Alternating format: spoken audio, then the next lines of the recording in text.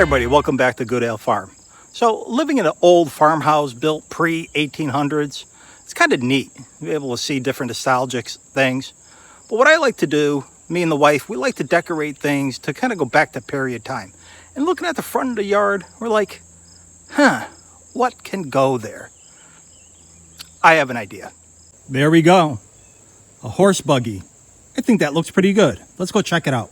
All right, this buggy was built around the 1900s, maybe a little bit before. It's called a Runabout buggy. And looking at it, it looks like it may have been custom built. There's a couple indications here. One is when you take a look at here, there's some initials, T, H, and then E. Looks like a possible O. That's something that you don't normally see on, say, standard made buggies.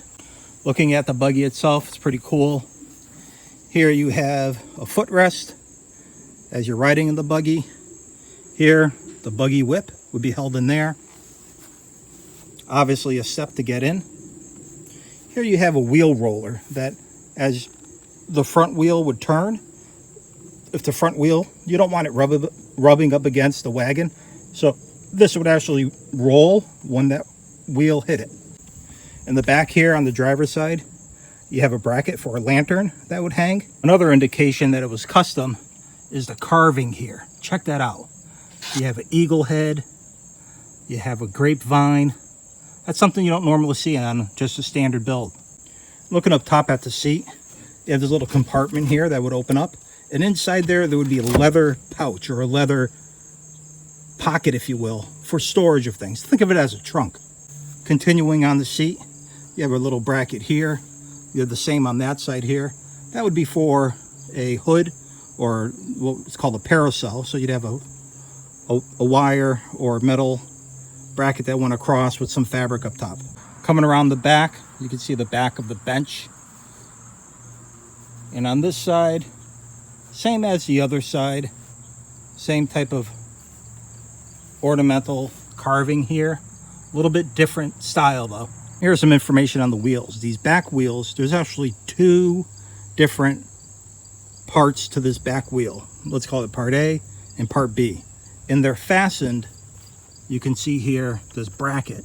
And that's the actual joint that fastens the two together. And then obviously there's one on this side as well. This wheel is wooden with a metal band or metal tire, if you will, for these back wheels. Front wheel, same type of thing. You could see the fastener that attaches A and B, but this has a rubber tire around it.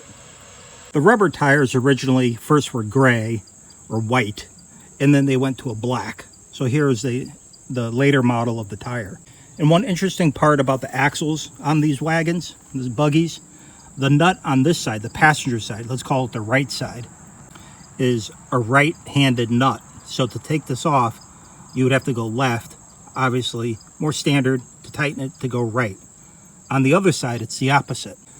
On this side, let's call it the driver's side, it's actually the opposite. So left to tighten, right to loosen.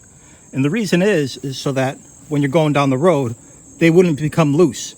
They work counter to each other, that would actually stay tight. All right, everybody, so here you have roughly 1900s Runabout buggy. Believe it was manufactured in the Connecticut area, maybe Hartford, New Haven area, or maybe locally here in Glastonbury. Thanks for tuning in.